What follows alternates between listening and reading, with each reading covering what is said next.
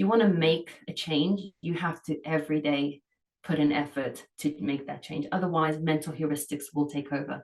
It's the way that the brain is designed. It wants to save energy for the cognitively demanding tasks. It doesn't want to save energy for reminding you to use your left hand to open the door when you've been using your right hand the entire time. Oh, I gotta go.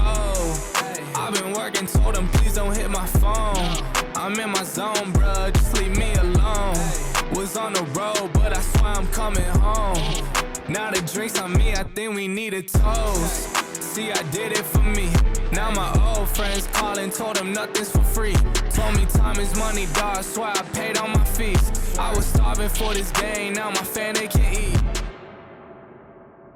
Welcome everyone to the Cup of Nurses podcast with your hosts, Peter and Matt, two nurses on a mission to change this world one conversation at a time. So let's jump right into it. If you find value on the show and want to join us on this mission, please share and review the show. It would mean absolutely everything to us. For our lifestyle brand, you can check out weareflyingwarriors.com. For the latest info, updates, and merch releases, you can check out cupofnurses.com. In this episode, we would like to introduce you to Nicole Vignola. Nicole is a neuroscientist that focuses on cognitive neuroscience that investigates high-risk decision-making.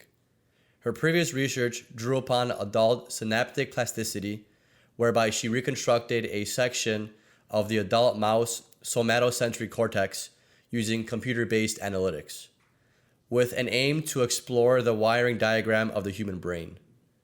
This served as a springboard for further interest and research into the plasticity of mindset change and how these principles can be adopted into everyday living. Nicole is a business owner and entrepreneur who coaches individuals and consults with organizations on brain health, longevity, mindset change, and optimization by using science-based evidence. Thank you, Nicole, for being here. Thank you so much for your time. Really appreciate you. Can you give us a little bit of a background about yourself and what are you currently working on? Yeah, absolutely. So firstly, thanks so much for having me.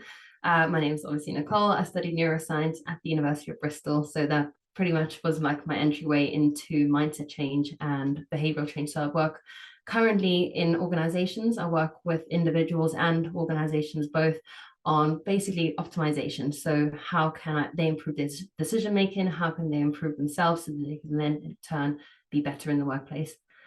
My previous research was on synaptic plasticity. So how basically excitatory and inhibitory synapses interact on a molecular level and how those interactions basically create synaptic communication. And that sort of like a springboard into how the brain can change, which I really didn't realize how much it could change. So that's sort of why my Instagram is a lot about implementing habits and change and just helping people see that they have like a true potential. My current research at the moment is more in decision making. So how we can improve decision making in the workplace under stressful conditions. So I know that you're both nurses, right?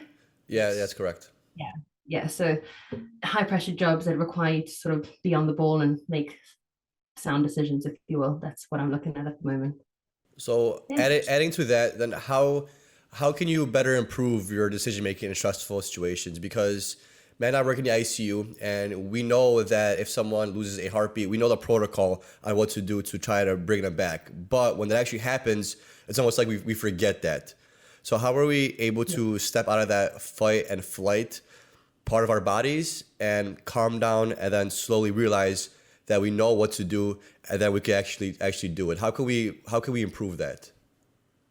There's a couple of things. So what I currently am working on is sort of micro breaks. So taking a 5-minute break. Obviously, you don't have that luxury maybe in the stressful environment, but what I'm looking at the moment is how we can improve micro breaks before the afternoon slump. So we have these different rhythms throughout the day, whereby in the afternoon, you're sort of driving a lot of cortisol stress, that you have less vigilance, if you will, so cognitive vigilance or a decrement in vigilance, meaning that you are more likely to be distracted, your attention span goes down. So making sure that you take proper strategic breaks throughout the day, that you can actually maximize the afternoon. And what I mean by that is a lot of people will sort of scroll on social media in their breaks or have caffeine or cigarettes or whatever. So you're not actually properly recovering your brain. And without calling it a meditation, I like calling it a non-sleep deep rest or a non-REM sleep. Basically, it's just closing your eyes or engaging in anything that is not having an external force on you. So either closing your eyes or even doing a meditation if that's what it means to you, or even maybe doing something that is not engaging in something that's going to affect your mental state, so that you can actually fully come down into an alpha brainwave, that you can then sort of reallocate resources to the brain so that you can then be better in the afternoon. There's another part to that. So what I also do with my clients is we work on mental resilience. So how we can actually improve resilience. And what I mean by that is actual physiological resilience. And we measure that through, so there was a famous study that came out, I can't remember, I think it was 2019 by Cox. He basically looked at the Wim Hof method, and he looked at the cyclic hyperventilation, the third eye meditation, and the cold water exposure. And what they saw is that when these individuals, trained individuals, actually immerse themselves in cold water, what tends to happen is that the norepinephrine levels actually only went up a little bit and not as much as they would have in the beginning. So when you first dip into cold water, your dopamine and norepinephrine is going to shoot up probably by about, I think dopamine goes up to about 250%, which is a lot. But what happens over time is that it actually gains resilience. And what that means is when your body is stressed, when adrenaline is released, noradrenaline, or you guys call it norepinephrine, in the brain is also released in conjunction to that. But over time, you can actually separate those two pathways. You can have adrenaline running in the body, but not norepinephrine in the brain. So think of like a boxer in a boxing ring. They can stay very calm.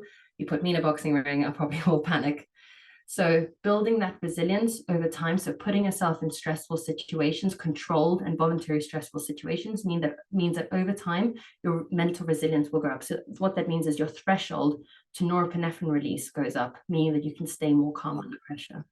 Because that's a really good thing you bring up with like the whole ice bath, because men and I have the ice bath in our gym. And I know there's a lot of different studies going on regarding ice baths. So basically what you're saying is that if you could put your body in some kind of a stressful situation. So for example, if I do an ice bath every day, that's going to build my stress tolerance up, and that's going to translate to my work, to every day in life, right? Because our body doesn't necessarily differentiate what kind of stress it is. It just understands that, hey, there's cortisol, there's stress. It's my response to do this. So whichever way you stress your body, it leads to the same response with that norepinephrine or adrenaline in your case. And that gets released no matter what. It doesn't matter if you're panicking in a hospital or if you're in an ice bath. So as long as you're doing something that stresses your body physically, you're able to drive up that threshold for now having more stress. So then, for example, if it's almost like you desensitize in a sense. So I'm actually curious. So Matt and I see a lot of, you could say, sadness in a hospital, a lot of maybe anger, a lot of death, right? So then, does that also kind of desensitize us in that way to be less sensitive to like stress and serious situations? Potentially. I mean, that falls more along the lines of experience dependent plasticity. So over time, you have the first time you experience something like that, it's going to be obviously very detrimental.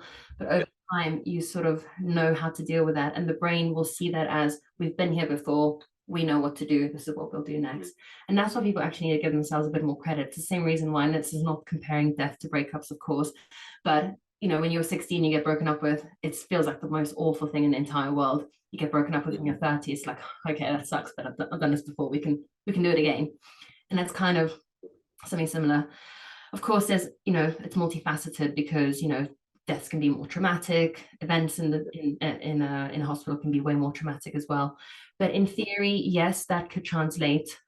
In terms of literature, this is an anecdotal sort of suggestion. Then I would imagine that it would translate into being able to, so what I'm looking for, deal with those situations better. Okay. So what about like the notion that there's a stimulus and a response, and how do you create that space between it? You're talking about releasing less norepinephrine. Is there other methods that nurses or anybody that's working a high stress job can create or have a habit for themselves to create that space so they're not so reactive to their emotions? Yeah. I mean, if you can remember to keep breathing, that's probably one of the best things you can do. So the physiological side, Dr. Huberman talks about this all the time. It's a double inhale and a long exhale. So what that does is that double inhale actually pops the sort of alveoli open to allow for more oxygen in, and that long exhale dumps any carbon dioxide. And that actually signals to the brain and the body that you are most likely to be in a more parasympathetic state. If you can do that, that means that you are more likely to respond with your frontal cortex, so with more logic, more sort of cognitively demanding results or solutions. Whereas when you're more in a limbic state, you're more in an emotional brain, you're more likely to be responding with emotion and maybe even not making correct decisions.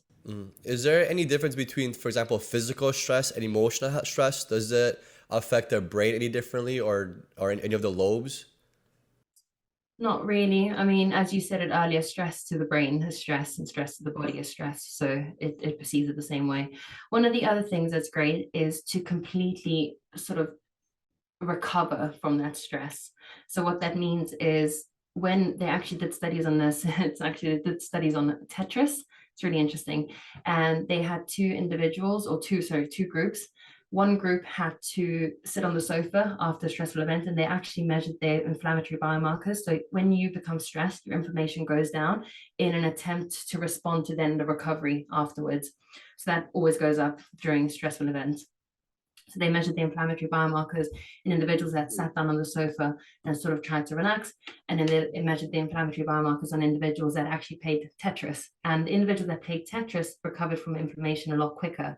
And that is because the brain doesn't know the difference between being in a stressful situation or thinking about it. So the individuals that were sat on the sofa were actually still thinking about the event, even if it was subconsciously or maybe we call it default mode network. So that is a mind wandering state. You sort of have these thoughts that you don't really know what you're thinking about, but you're thinking about something when you're washing the dishes or you're sat on the sofa watching TV driving. Those sort of thoughts were still running through their heads. Whereas when they were playing Tetris, they had to completely immerse themselves in something else. So that's when the inflammation kind of came down, cortisol levels came down, and they completely recovered from stress. So making sure that you're doing that on a daily basis, obviously maybe not in a break, but maybe after work. So that's why having things like hobbies, yoga, boxing, running, maybe if it's video games for you as well. I mean, there's a lot of data to suggest that there is some benefits to video gaming. Of course, I'm not coming at saying that people need to go and video game for 3-4 hours a day, but there is an element of positive response for stress. It almost sounds like an iPhone where you have all these apps open. If you're not closing your apps or your mental states in between, that app is still running in the background. So you're still pumping the same stress into your body by thinking about it mentally. Exactly. And the other thing is sleep. So sleep is your best recovery tool. It's honestly the best optimization tool that you can have. Of course, a lot of people struggle to sleep. So there's that element of sort of having to get through that hurdle first. But sleep is essentially responsible for memory consolidation. It's responsible for dumping any of the day's stress away. It also has a filtering system where it basically cleans us. So the cerebral spinal fluid in the brain actually cleans out all of the toxins from the brain, gets you ready for the next day. We release growth hormone in your deep sleep stages. So that's vitally important for cognitive function. We release testosterone in REM sleep. That's vitally important for all kinds of function, bodily functions, cognitive functions. So it's really important to get at least 8 hours of sleep. There are, of course, genetic anomalies where individuals can sleep for 6 hours and feel absolutely fine. They don't have any of the negative effects. I'm yet to meet, I think I actually know one person like that, and I'm envious. Don't know if you guys are like that. But also making sure that you're sleeping deep, because your deep sleep stages, so those come in the first sort of waves of the night. That's your stage 3 and 4. I think in America, they've actually combined those two stages together. We still consider them 3 and 4 here in the UK. But that's when you are in your deepest delta wave, slow wave sleep. That's when you're releasing growth hormone. So it's vitally important to make sure that you're reaching those stages. So how is sleep related to cortisol in that case? Because cortisol is like the stress hormone that we refer to. Does sleep and rest bring down the cortisol level? How does that work? And also the other thing is, I notice at work, sometimes we have like an hour and a half break or hour 15 or an hour. I take that nap and I feel even more tired afterwards. So is there like a happy medium of how you should take a nap, or the length of time and then its relation to cortisol as well? So how long are you napping, I guess is the question. An hour and a So half? let's see the exact timing. So let's just say on average, I probably get an hour break at least once a shift, and I probably sleep a solid 50 minutes of that 1 hour. Yeah.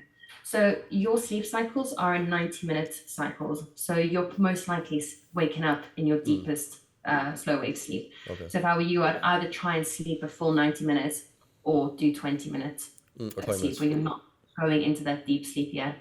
Because that's probably why you're waking up feeling groggy. You're deep into it. You're either waking up in your deep sleep or you're either waking up in REM or REM. And either way, you don't want to be waking up in any of those two stages. Yeah, and let's say I wake up in like that not the good spot to wake up. Does that rev my cortisol up then? Does that impact my cortisol at all? I'm not sure actually. I'd have to double check that. But your long sleep, so your 8 hour sleep, is where you actually get rid of your cortisol. So to get rid of cortisol throughout the day, the best way to do it is through sleep. By lowering cortisol. By sleeping, you're lowering your cortisol. It's sort of the best reset button, if you will. And then as far as sleep quality itself, is there a difference between sleeping from 10 p.m. to 6 a.m. or versus we just finished night shift? We were sleeping from 9 a.m. to 4 p.m. 3 days a week. Is there effects of the quality of sleep that you get by switching nights and days? And then also, what if you don't sleep the full 6 hours like you mentioned for the best effects? What if you're breaking that down in 3 hours and 4 hours or 3 and 5, whatever it is? How does that affect the brain? There's actually something called biphasic sleeping, where they studied individuals that slept for 4 hours and then were awake for, I think it was 3 hours, slept again for 4 hours. And they had similar effects to individuals that slept for the full 8 hours straight. So I would imagine that sleeping 3 and 5 is somewhere along those lines. In terms of literature, I'm not entirely 100% sure, but I would imagine that would fit somewhere along there. In terms of shift work, unfortunately, it is not great for brain health. In the long run, I would, and I guess in the long run, you'd probably want to avoid doing that if that is something you can do. It's a big change for the body. We have this internal clock, your circadian clock. We have these ultradian rhythms throughout the day as well. So those are rhythms within your circadian clock. And they are so in tune with our surroundings. So when the light comes up, we have intrinsically photosensitive ganglion retinal cells. I don't know if you guys remember that from, did you do any neuroscience at nursing school? I don't think so. Just entry level. Yeah. The IGPCRs, they are essentially responsible for detecting light. When that light comes in, they have a downstream cascade mechanism that basically signals to the body that you are now ready to be awake. When the light is actually coming down, similar things happen. So the eyes are actually important and responsible for signaling to the body where you are. Now with shift work, what I get some of my clients to do is if they say they're coming home from so what are your shifts like? What time do you finish? So ideally, so this is what we do. You work 3 nights a week, and an ideal schedule is 3 nights in a row. So we would work from 7 p.m. get home at about 8 a.m. Okay, and then can you go straight to sleep then? So my protocol was a little bit different than Matt's. So what I found to work best for me is after I do those 3 shifts in a row, I wouldn't go to sleep that morning. I would usually work out, stay up, and I would go to sleep that following night at around 9, 10 p.m. So I would stay up for about like 24 hours and then flip my sleep schedule back to, like, you could say, a normal schedule. So that's what I did. But Matt went to bed right away for the most part. Yeah. I'll usually sleep right away, get my 5 or 6 hours, and then go to sleep again at night and try to flip back the clock. Does that work? I feel pretty good, but just like anything you do, you will never get used to night shift. There's always that sluggish feeling. Like, I'm not describing. It's like a mental fog sometimes where you're like, you could be sharper, but you're not. And it's just like an accepting thing because of your shift work. Yeah. See, I had the same thing because I used to do what Matt did. And then the next day I had that fog, and that fog really bothered me. So what I found to get rid of that fog for me is just stay up the full day and then go to sleep at a normal time. And then I woke up less with that fog or not at all. Yeah, that's really interesting. So that would be related to cortisol. And what I'm thinking for you is that maybe because you're working out, you're spiking that cortisol again. So when we wake up, cortisol levels come down. They need to come up in time to be able to come down ready for sleep. A lot of people will shift that. So they'll wake up and they won't look at sunlight, they won't work out, or they won't get moving first thing in the morning. That means that whole shift of the cortisol release is moved forward. That means that then it comes down later, and that's why they struggle to go to sleep at a particular time, say 10 or 11 p.m. They sort of tend to lie in bed tossing and turning. So for any of my clients that have been traveling, jet lag, the first thing I get them to do is when they land, say in America, they come from the UK, is to work out first thing in the morning, even if they wake up at 4 o'clock, because you want to spike that cortisol up high enough so that in the evening it's ready for bedtime. So I'm assuming that that's what happens with you when you are coming back from your shift. You're then sort of spiking, if you will, that cortisol so that you can then get ready for your sleep in the evening. Of course, and you've also sort of got the night shift behind you and 24 hours of being awake, so you'll be really ready for bed. But with going to sleep first thing in the morning, if you can do that, I think you'll find that biphasic sleeping has been shown to be efficient in having similar results to somebody who sleeps 8 hours. So I always say, like, it is actually down to how it works best for you. We're all individuals, we're all different. And, you know, for some people, you can go to bed straight away. For other people, they can't. So whatever works. So I'm curious now, because a few of our colleagues, let's say any more sleep questions. I was gonna move on from sleep into something different. You're good. I'm down.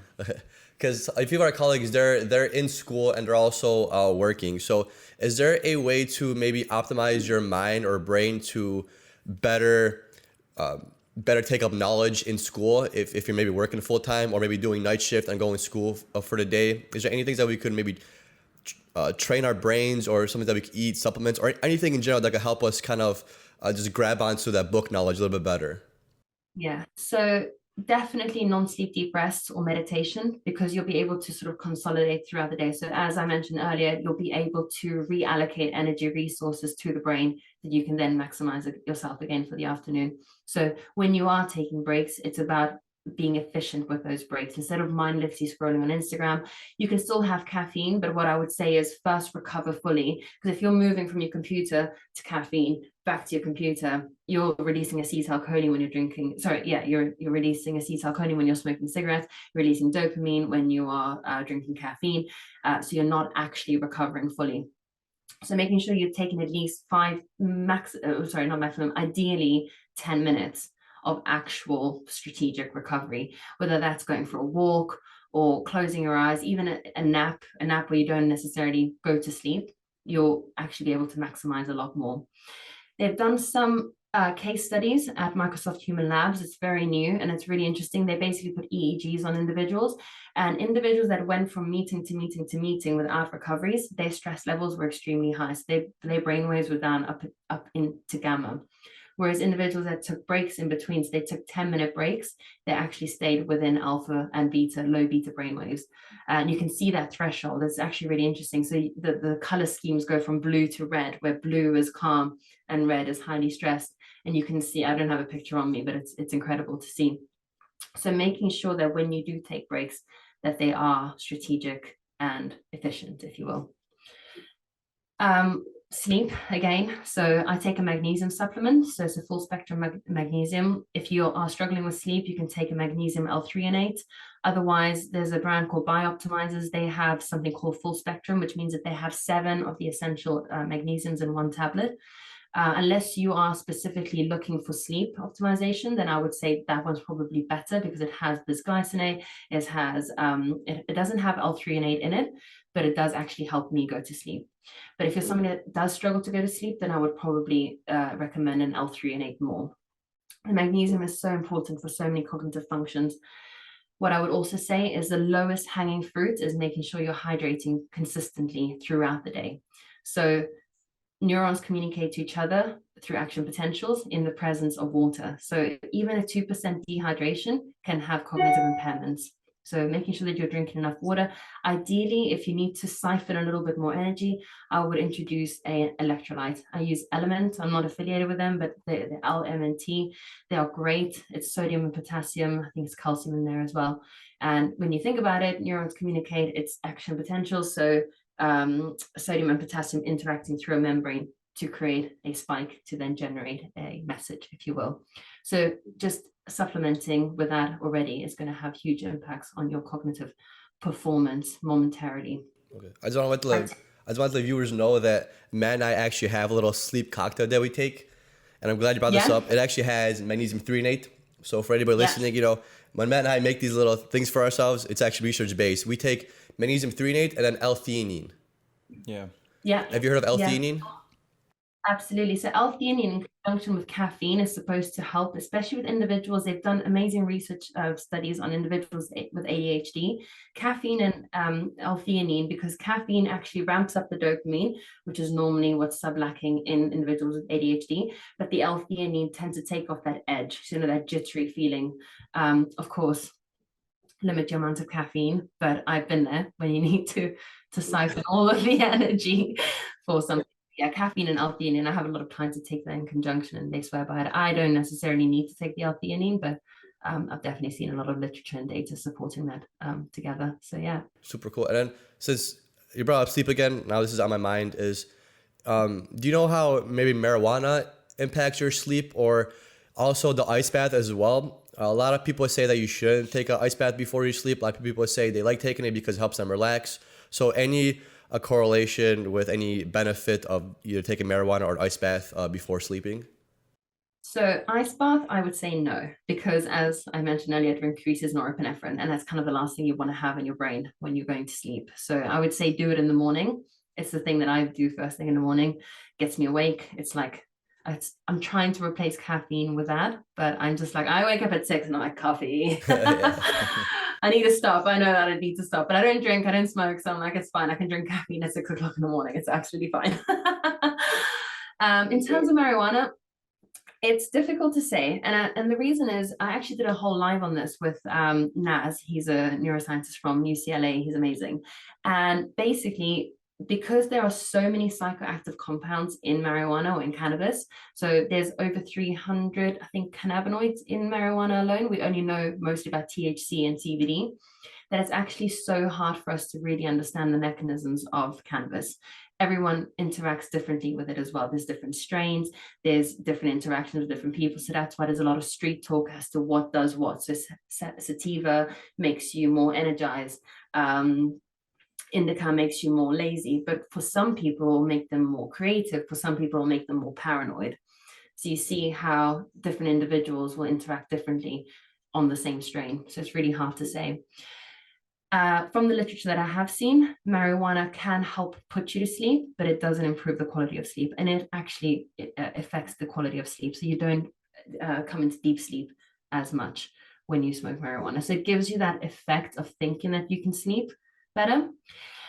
But there's also data to support that CBD, for example, is effective in not putting people to sleep. That sounds terrible. Helping people go to sleep.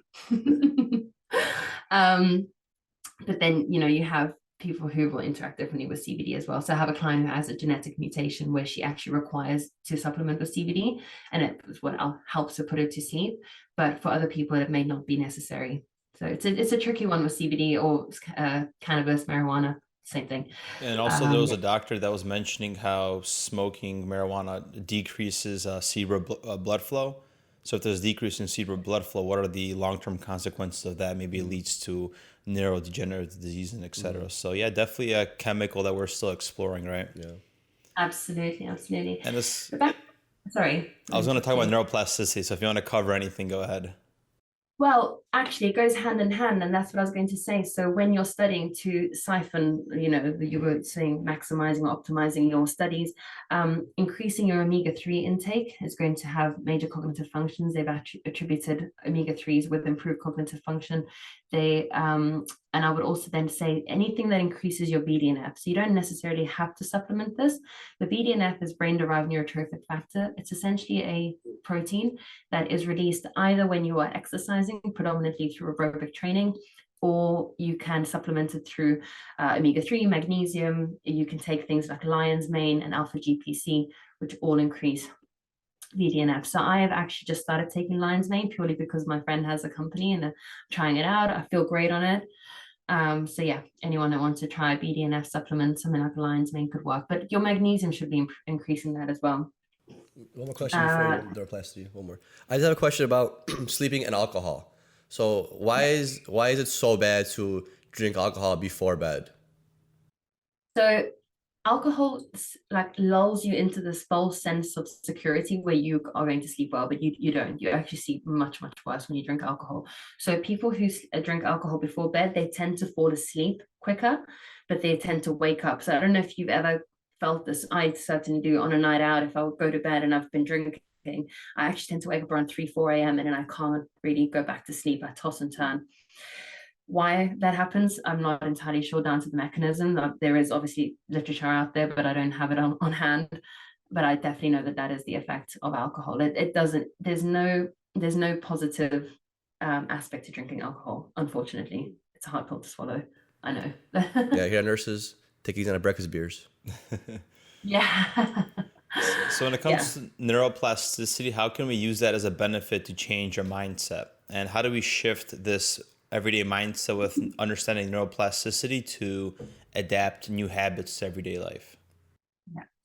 So that goes in hand with BDNF, because BDNF essentially increases synaptogenesis and is responsible for cell survival. So it's a key molecule in neuroplasticity. So individuals at high levels of BDNF have high levels of cognitive function, are more likely to have levels of plasticity, if you will. Children who are going through developmental stages have very, very high levels of BDNF.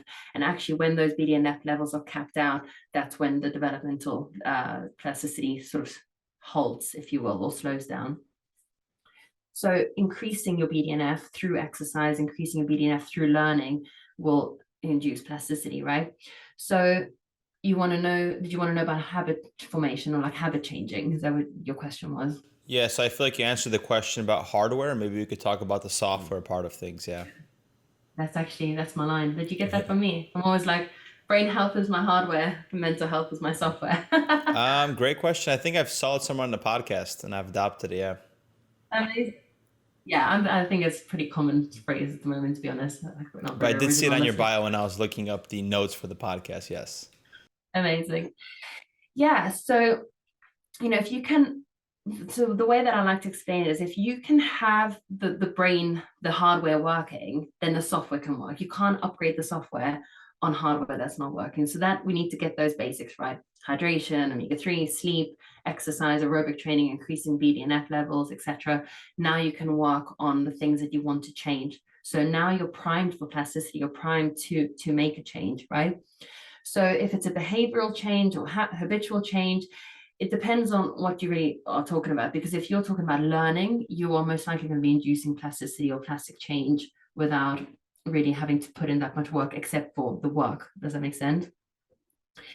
If you want to create a behavioral change, and does that mean that you're breaking a habit or creating a new habit, you have to have intentions put in. And what that means is you have to have attention and intention. So there are two conditions that are required for plasticity.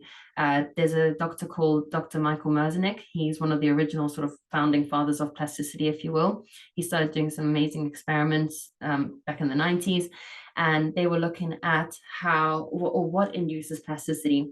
And they did them on monkeys, I believe, and then they moved sort of onto humans. And they basically had to have tactile discrimination in their fingers on a barrel roller, if you will. When they weren't paying attention to the barrel roll, they essentially didn't have plasticity. So that you can actually measure this through evoked potentials. And when they paid attention to it, that's when they did have plasticity. So what that means is, if you want to make a change, you have to pay attention to it. And what that means is, on another level, you can't essentially put a French tape in the background and expect to learn French, right? You actually have to pay attention to the words, the way that you're paying attention to me right now. You could, if you wanted to, zone in on the sirens outside. I can hear the cars, I can hear the birds. I wasn't listening to them until I actually started talking about them, right? I don't know if you've just had a moment like that, but you can actually zone in on something else. That is acetylcholine. So acetylcholine essentially creates a cone-like of attention on anything else. So it's bringing your attention to the frequency of the sound that you want to pay attention to. At the moment, it's the sound of my voice, but you could zone out and listen to something else. So if you're not zoning in on the thing that you want to learn, say you're scrolling on social media, you're not going to make any plastic changes to the thing that you're learning. So if you're sitting in a lecture, you're scrolling, or you're thinking about something else, you're most likely not going to retain any of that information. So that's hugely important, is attention and intention. And what that is those two conditions that I was talking about, is that norepinephrine has to be present in the system at the same time as acetylcholine. And acetylcholine, as I said, is a cone-like attention. Norepinephrine essentially just gets the synapses ready to work. So that's why low levels of stress are actually good for the brain and acute stress. So you can't go into an exam without levels of norepinephrine, right? You have to have some kind of like oomph to you, if you will. Does that kind of answer your question? Yeah, that's very true, because I remember when I was in high school and I would get into like an argument with my family, and then like the night before a quiz or an exam, and I would do worse on that exam quiz than I would do if I had like a nice relaxing night. So that definitely translates.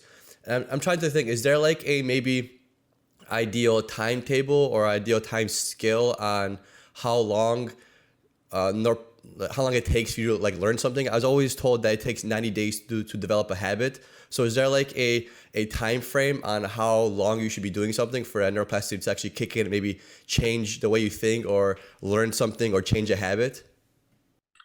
So they've done the studies on this, and they looked at habits, and it takes between 21 to 256 days to create a habit. So that range is really large, meaning that it depends on how much effort you put in, and it depends on what you're working on. So a habit can either take you more than a year. How many days in a year? 356. So less than a year, not more than a year, or it can take you 3 weeks, depending. But you can use plasticity straight away. You know, if you had to be in a sort of very stressful situation where you had to learn something new, like say, just trying to think of an example. So say you Playing guitar. Sorry? Playing guitar. Yeah. No. I need to make a bigger point. So let's say you're in ICU and something very dramatic happens, and you now have to learn something very quickly. You will never forget that, okay? So that's instantaneous plasticity, because you've got extreme levels of norepinephrine, you've got extreme levels of acetylcholine in your system. If you are sort of going about your day and you have to learn that same thing, I can't think of an example right now, but someone asked you what that was and you're like, oh, I don't know, and then you Google the answer and you're like, oh, cool. You're most likely going to forget that by the end of the week unless you repeat it in your brain, right? So you can induce plasticity depending on the environment, depending on the levels of stress, depending on how important it is for you to remember that particular piece of information. What about plasticity when it comes to something in the form of addiction? Not necessarily addiction like drinking, that's extreme, but let's just say it's a habit that you're trying to kick. When does neuroplasticity take effect? Or maybe how much willpower do you have to originally create to overcome that resistance where that habit doesn't hold on to you so much and that you're flowing a lot easier by changing what you currently were addicted to, quote, quote? It's really hard to say in terms of numbers, because you can't beat an addiction, say, in a day. Could you beat an addiction in a month? Maybe. Depends how long you've had the addiction as well. So let's say you've had an addiction for 10 years. You're most likely not going to change that within 6 months. It's going to take repetitive amount of work to break old patterns, break old neuronal sort of firing, you know, the pattern of way that the neurons fire, because you have to break that down, recondition the brain to do something different. So I guess it depends on how integrated it is, that behavioral pattern, and how much effort are you putting in. Now, the thing with any behavioral change or habitual change is that it require an immense amount of energy. So it's quite hard at the beginning. And that is because we have something called mental heuristics. So if anyone is trying to break a habit or behavioral change or an addiction and you are struggling, don't beat yourself up about it. The brain is basically designed to take shortcuts. It's called mental heuristics. So it's estimated that about 90 to 95% of our brains are operating on a subconscious level. We then use 5 to 10% for cognitively demanding tasks. So our logic brain, our neocortex, our frontal cortex, that has been developed later than the rest of our brain. So the rest of our brain is sort of a primal brain, primitive brain. It's more established, if you will. And for you to compete with something like that, it means that you have to put in a lot of effort to do so. So you will have ways that you operate on a daily basis that are habitual. You don't even think about them. You make your coffee in a particular way, you brush your teeth in a particular way, you use your hand to open the door instead of the left hand, you use the right hand. These are all things that you're not thinking about. So you can imagine how many behavioral things you're doing without thinking about them. If you want to make a change, you have to every day put in effort to make that change. Otherwise, mental heuristics will take over. It's the way that the brain is designed. It wants to save energy for the cognitively demanding tasks. It doesn't want to save energy for reminding you to use your left hand to open the door when you've been using your right hand the entire time.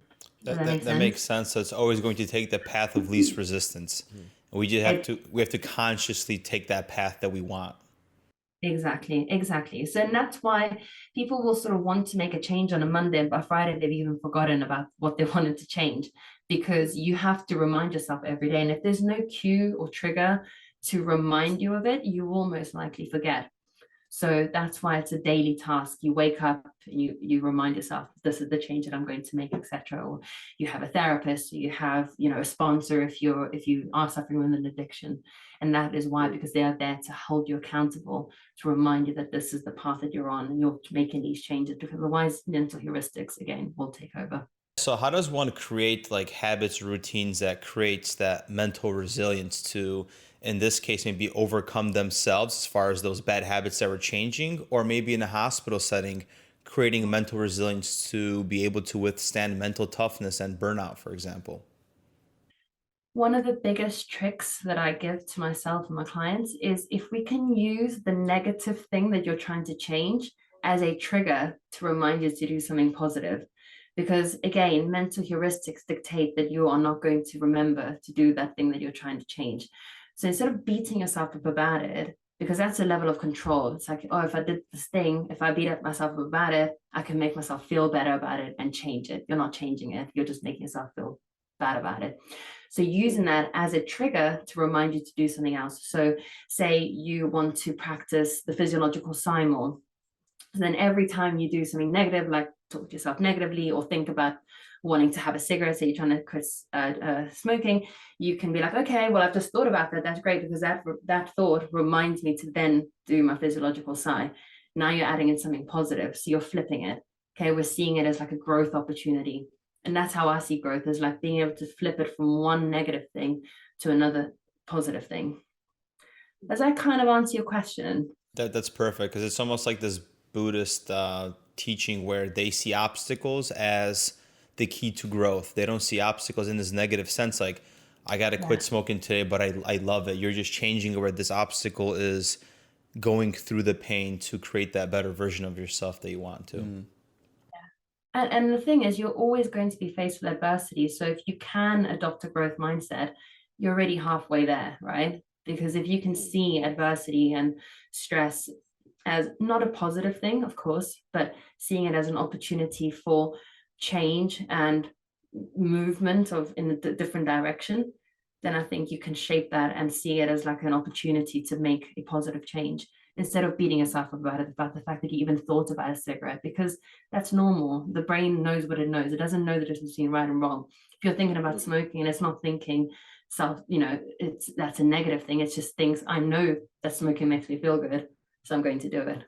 Yeah. Is there a difference in the type of neurochemicals released when you're having good thoughts and bad thoughts, or is it they're just thoughts and you just kind of take them for what they are? Yeah, so bad thoughts will probably be interacting with your amygdala, which is your fear response center. So your your fear response. So it's communicating with that. So we have something called the default mode network. I mentioned it earlier. So the default mode network is essentially your mind wandering state. What are you thinking about when you're not thinking about anything else? Now, for some people, that can be heavily stressful and negative and sort of ruminating thoughts. That's exactly what ruminating thoughts are. That means that there is a higher connectivity in that default mode network communicating with the amygdala. But for some people, if you have more connectivity in the default mode network, it means that they could be more creative. So they can actually use their memories as inspiration for the present, something that I don't really have that much of. But so you see how one system can either be positive or negative, both upregulated. So it's about being able to maybe rewire that in a way that you can then still have higher connectivity in the default mode network, but less connectivity in the amygdala. So now you're changing that default mode network to not resort to stressful thoughts, to ruminating thoughts, or thoughts of anxiety. Okay.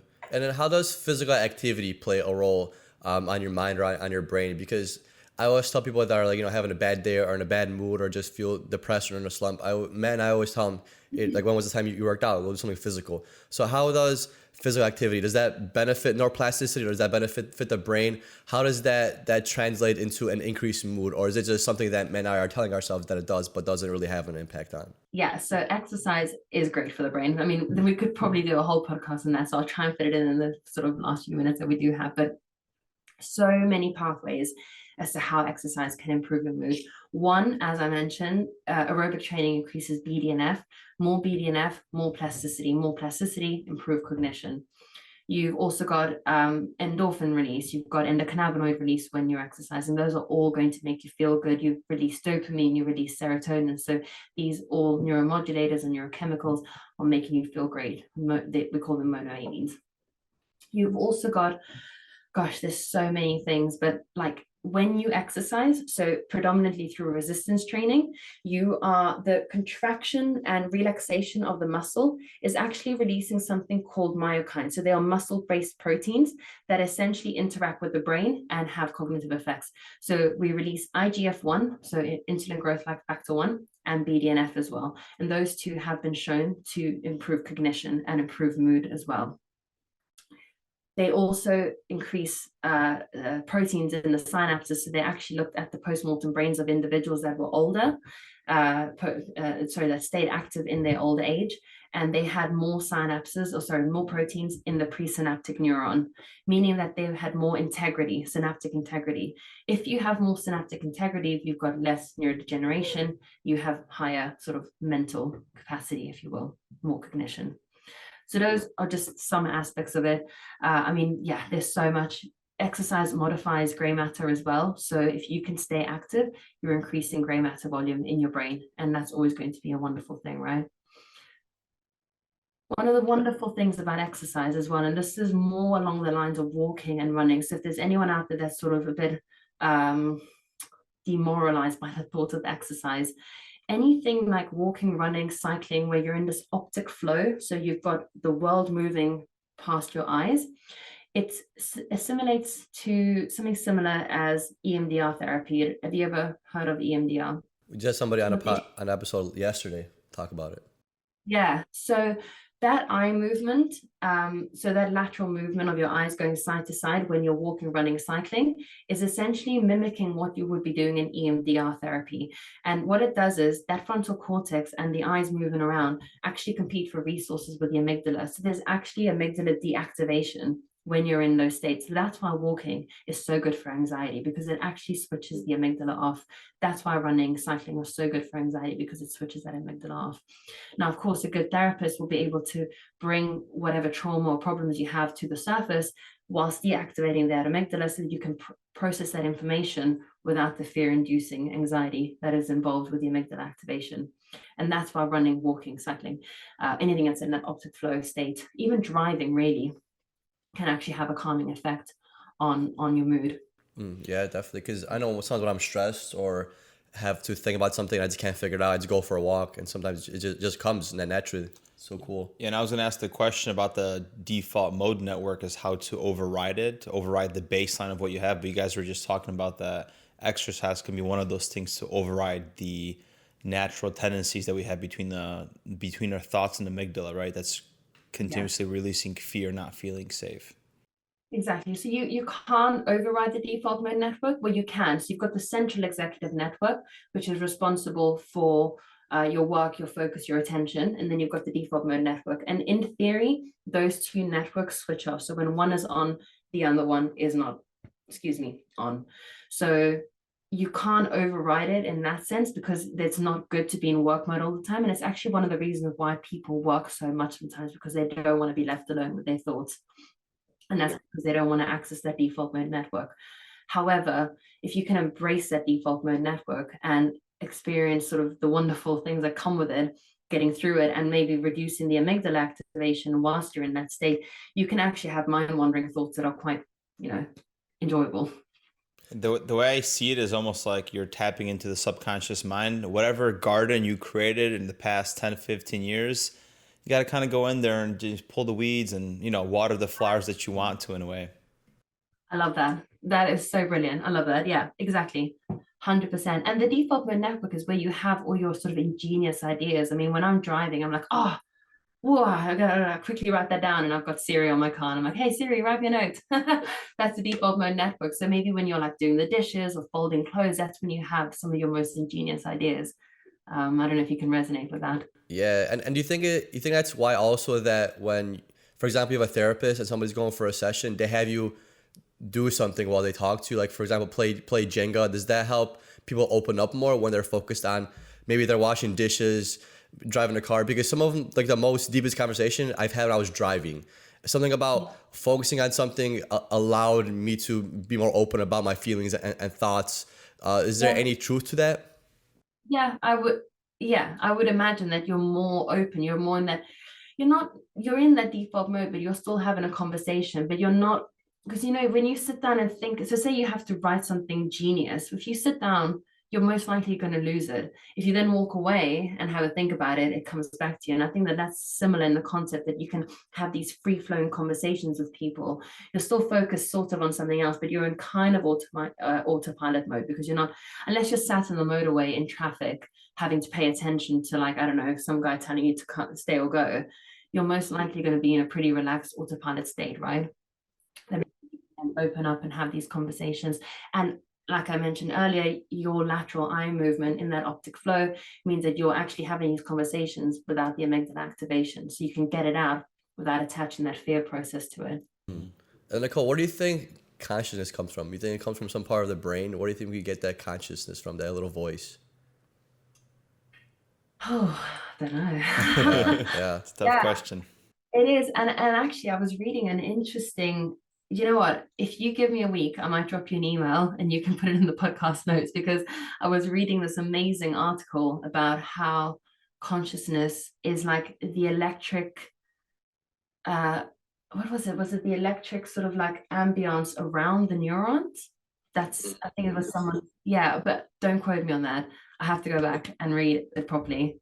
You've just prompted me to do that. It's been on my to-do list. So I'm going to go back and do that tonight. That kind of almost makes sense, because like, when this is just a theory, right? It's like if the soul and the body meet and you are integrated with the nervous system, then you're saying that there's like a resonance or frequency around the neuron. So it's almost like the energetic body, the orb of light that you're infused with, the vessel, this avatar that you currently have.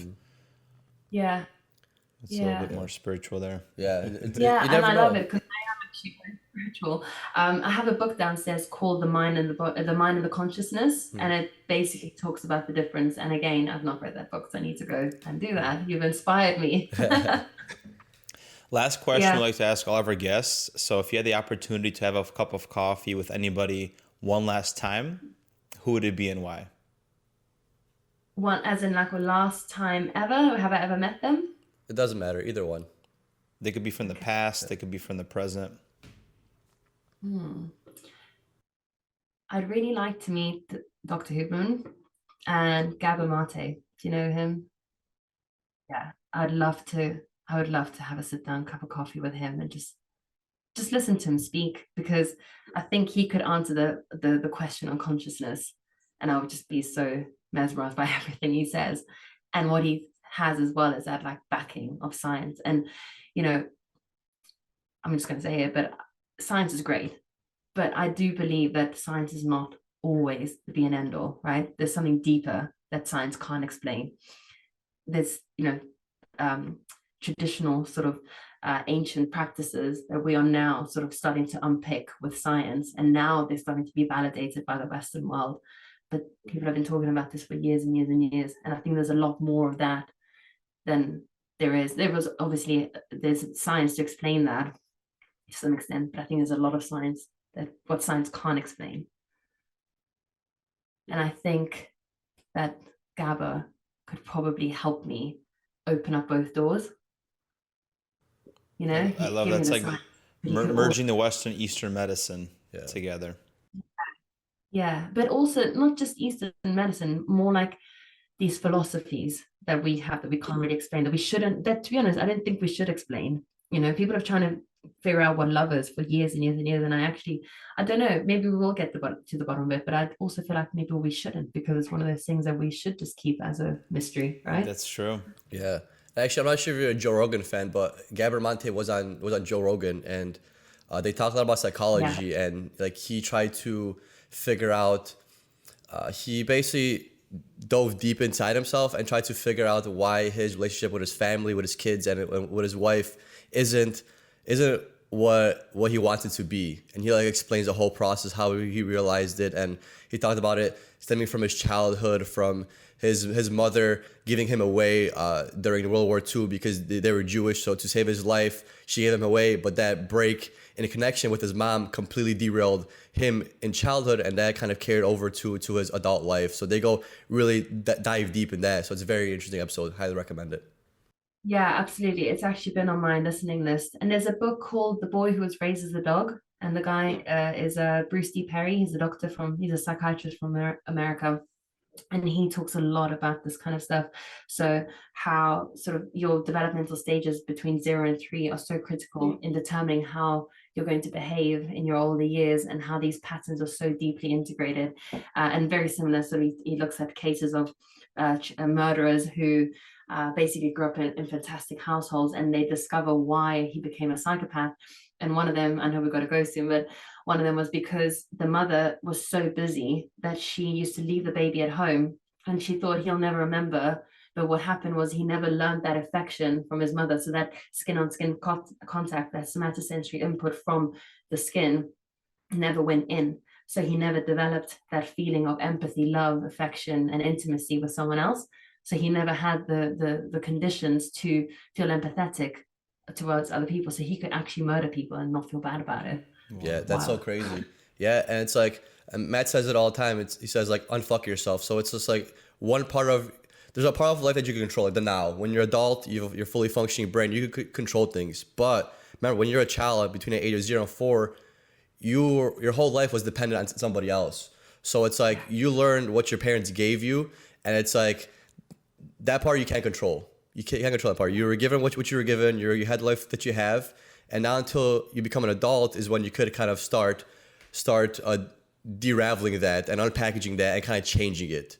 So it's kind of crazy how it's like we don't only have impact on our own lives, but we also have impact on other people's lives and our children's lives. And so you might not know how important that is, but it is just as important. And some that relates to sometimes unfucking yourself is if you've had, I don't want to say bad parents, but parents that didn't raise you to like the ideal, which is okay. None of us are raised to the ideal, but some of the traits that we learn from our parents are the bad traits, and you go through life trying to unlearn those. And that's not necessarily a bad thing. It's just kind of the way life takes its toll. Absolutely. I have a whole course on this. It's called Rewire Your Narrative. And it's essentially looking at how we have these repeated narratives that we have been telling ourselves since we were children, or maybe somebody said something to you when you were like 6, 7, 8 years old, and it stuck with you, and you went through your whole life believing this particular thing. You know, I have people that believe that they weren't smart because their parents told them that they weren't. And it's just wild because, you know, they never do anything with that, or it dictates their entire life based on this one thing.